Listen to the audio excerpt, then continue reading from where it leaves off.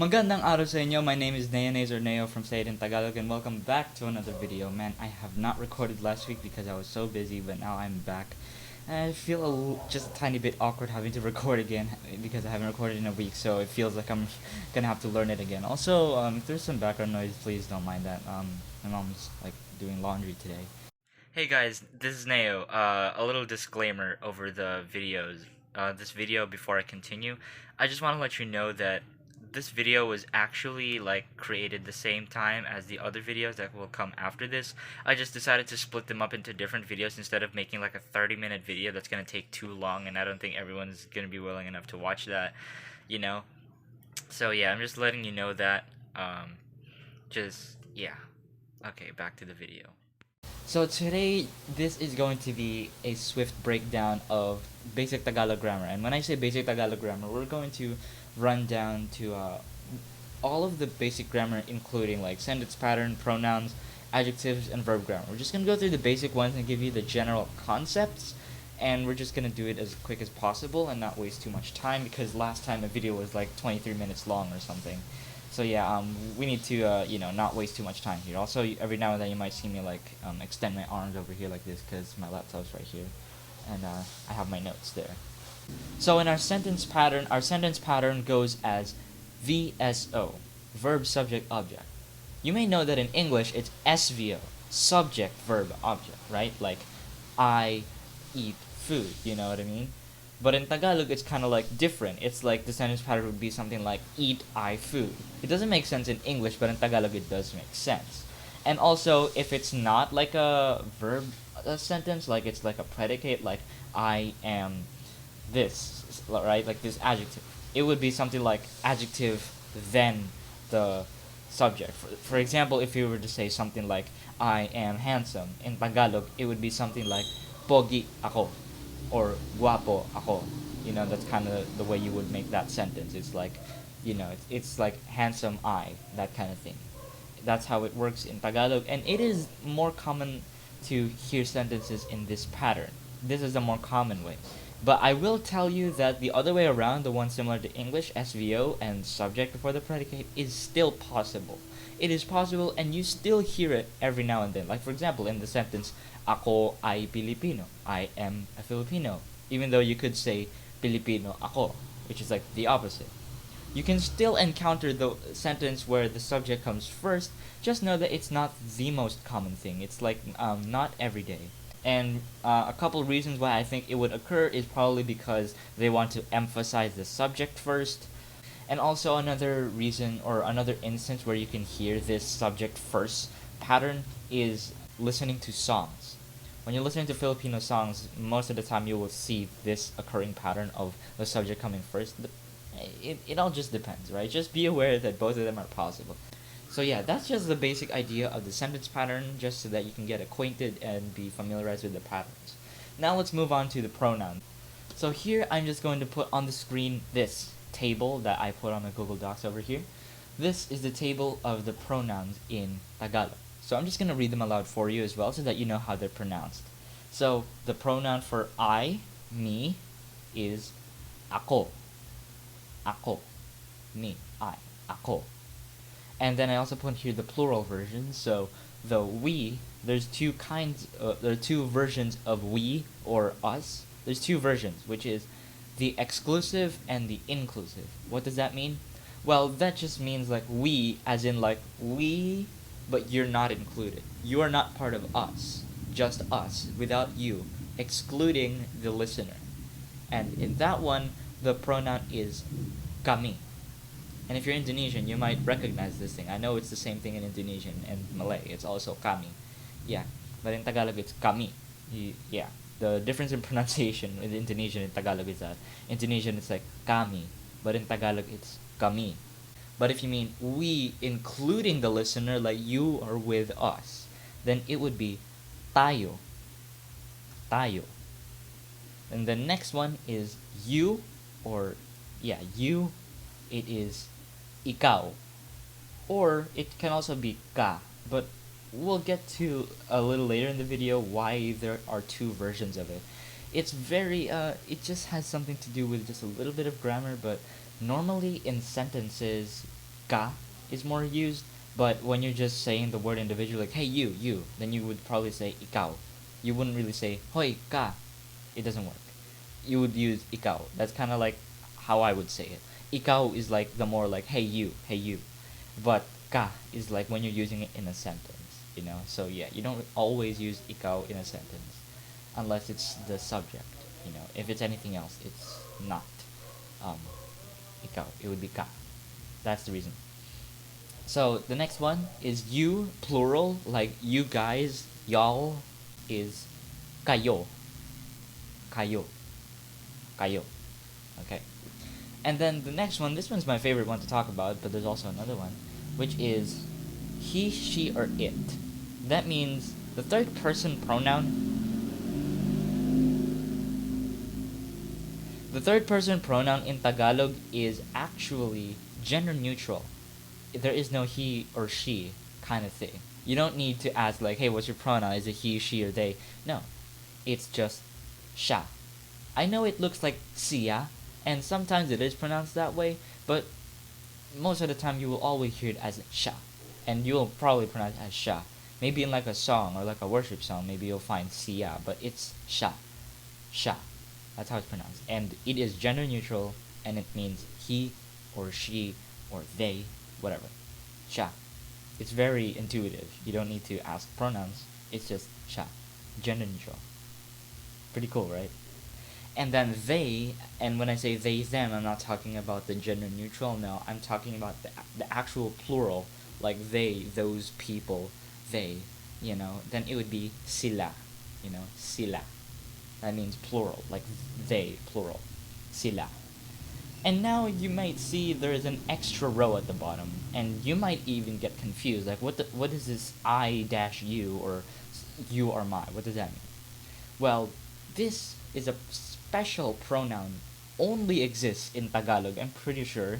I'm certain. I don't think there's any other language that has this. I don't think there is. Let me know in the comments if you recognize a language that has this feature. And this is what's called a dual pronoun. It's hard to understand what that possibly means, but basically, to just explain it as simple as possible, this pronoun is used when I or me is the subject and you is the object, like in a verb sentence. So for example, the famous phrase mahal kita. Mahal means to love, right? I mean, it also means something else, but we're also gonna get to that. We're not talking about that. Mahal kita. That means I love you, right? Because I, subject, love is the verb, and you is the object. So I is the subject and you is the object. Therefore, it follows the criteria of kita.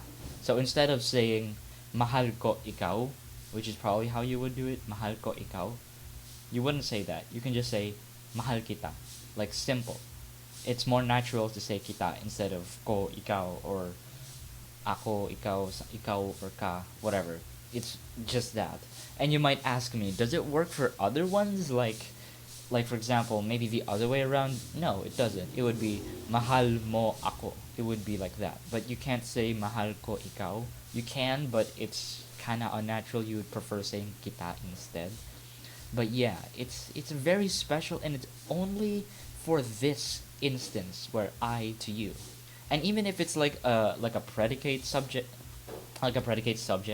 um sentence, like for example, I mean actually no. In this example, it will be you are my. So for example, if I were to say like you are my teacher, then it would be guro kita. Guro kita. You are my teacher. Or you can say you're my father. Then it would be tatay kita. You know? Tatay kita. That's how it would work. It only works for this instance. It doesn't work for anything else. And it's kind of crazy. I don't know how this pronoun came about, but my assumption is it has a little bit of something to do with Malay, because in Malay, the we inclusive, in Tagalog it's tayo, but in Malay and Indonesian it's kita. You know? So it's like us, like including the listener. So I think that's just how it evolved. I'm not entirely sure, but I have an assumption that that is how the word kita in Tagalog originated from and how it came about. That's just my assumption. So yeah. And now that we're done with the pronouns, let's also move on to possessive pronouns. Basically, in possession or possessing an object, an item, etc. Okay? So let's just go through this one, right? Also, you might notice in this table that I'm putting here on the screen is that there's two versions in Tagalog. There's like a slash, you might wonder. And to explain what that means, that just means that in Tagalog, there's two ways that you can signify a possessive, like possession or someone owns something using the pronouns. Right? There's actually two other pronouns that I forgot to include in this thing. I think I'll just put it like later. There's two versions, which is like, for example, the my and mine, right? So in Tagalog, the possessive for I, for me, first person, is aking or ko. What does that mean? Well, if you're going to use the first one, that means you put aking before the noun. So for example, if you were to say, let's say my pencil, then it would be aking lapis. But if you want to use the other one, which is ko, you don't put it before the word, you put it after the noun. So instead it would be lapis ko. And it's actually more common to use the second one, which is the one that you put after the noun. That is more common these days. But the first one is more common in like songs, in poetic stuff, etc. Maybe a little formal, but yeah. Aking is not common in daily speech, but you might still find it anyways every now and then. But ko is more common. Let's move on. Let's keep going. Our, exclusive, not including you. Our, not you. Our stuff, it would be aming, which is the one that's before the noun version. Aming lapis, our pencil. But you can also say lapis namin. Namin, our. You're not included. And if you're going to say the included version, like you are with us, then it would be ating or natin. Ating, like let's say ating bayan or ating bansa, our country, our land. But you can also say bansa natin, something like that. That's the difference. You can use both, but the second one is more common. But in that particular example, it's more common to say ating bayan because it's like that's just how that phrase is more known as. Yeah. Moving on. Your, like singular, right? Your, it would be iyong or mo.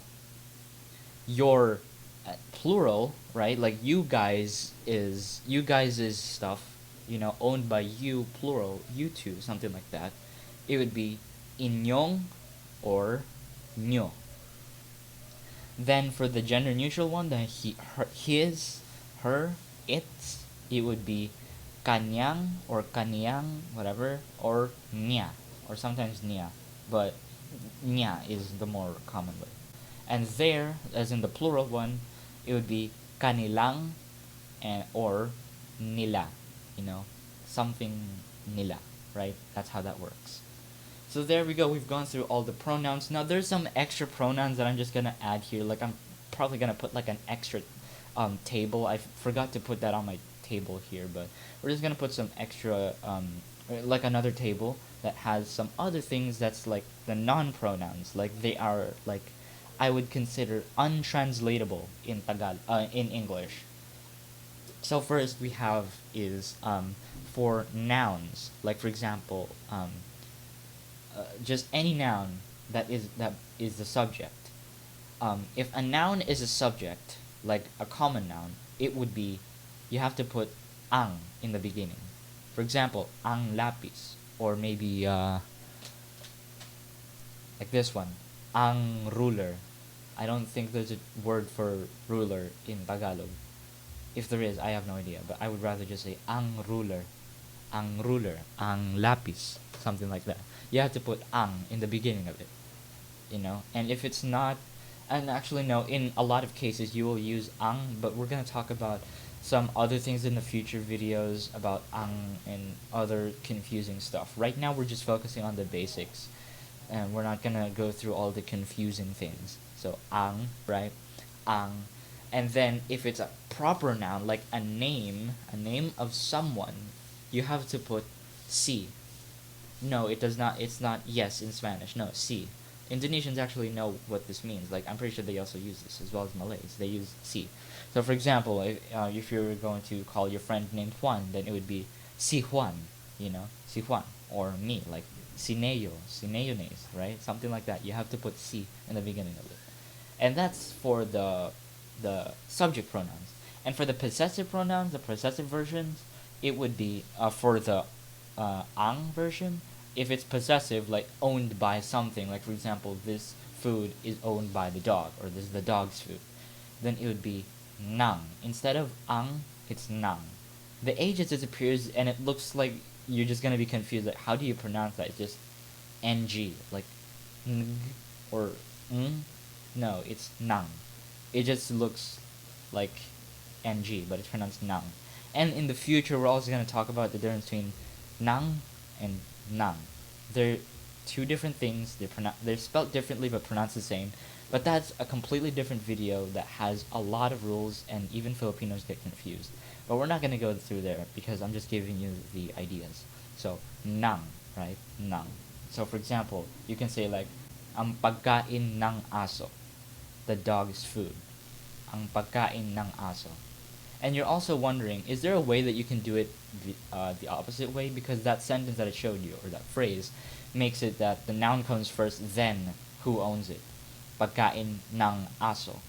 But what about, like the other way, like dog's food, not food by the dog or something? And my response is, there is no way. I'm trying to think of one, and I don't think there is a way that you can say, like, asong pagkain. No, if you say asong pagkain, that just means like dog food, as in like food that is made out of a dog, and that's not something you want to say. So yeah, there's no way. It always has to be like that, where the noun comes first, then who owns it. Same thing for the proper noun one with names. Like for example, let's say pagkain ni. It would be ni. Pagkain ni Juan. You can't say Juan ni pagkain. No, that's like the opposite. Like foods Juan instead of Juan's food. That's different. It's completely different. Alright, so that's gonna be it for this video. I'm just gonna have to leave it cut from that point on. And then the next half of the video, I'm just gonna upload like immediately after. Like, I'm currently editing it, and I feel like I'm just gonna like upload it while I'm editing as well, so that I can like upload them next to each other, like on the same time. So yeah, that's it. See you on the next one. It won't be too long since I upload, so yeah, I might upload like twice a day today.